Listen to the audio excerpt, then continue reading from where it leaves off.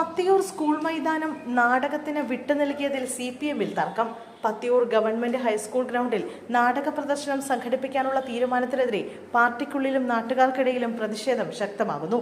Pathiyoor local committee ഓഫീസിന്റെ നിർമ്മാണ പ്രവർത്തനങ്ങളുമായി ബന്ധപ്പെട്ട സാമ്പത്തിക ബാധ്യതകൾ തീർക്കുന്നതിനായി പാസ് വിറ്റുള്ള നാടക പ്രദർശനം നടത്താനാണ് CPIM തീരുമാനിച്ചത്.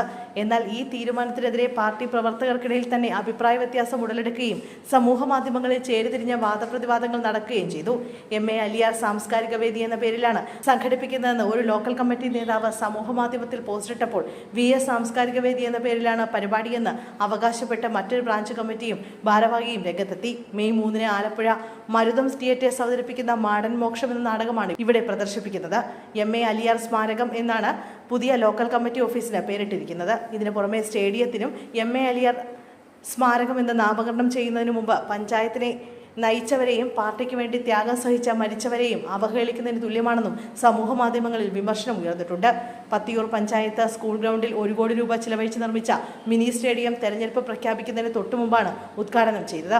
സ്കൂൾ കുട്ടികൾക്കും യുവജനങ്ങൾക്കും കായിക പരിശീലനം നൽകുന്നതിനും കായിക താരങ്ങളെ വളർത്തുന്നതിനും വേണ്ടി ഗവൺമെന്റ് ഫണ്ട് ഉപയോഗിച്ച് നിർമ്മിച്ച സ്റ്റേഡിയത്തിൽ പുറത്തുനിന്നുള്ള നാടകങ്ങളും രാഷ്ട്രീയ പാർട്ടികളുടെ യോഗങ്ങളും സംഘടിപ്പിക്കുന്നത് തെറ്റാണെന്ന് ബ്രാഞ്ച് ഭാരവാഹികൾ സമൂഹ മാധ്യമത്തിലൂടെ വിമർശിച്ചതാണ് നിലവിലെ വിവാദങ്ങൾക്ക് തുടക്കമിട്ടത്.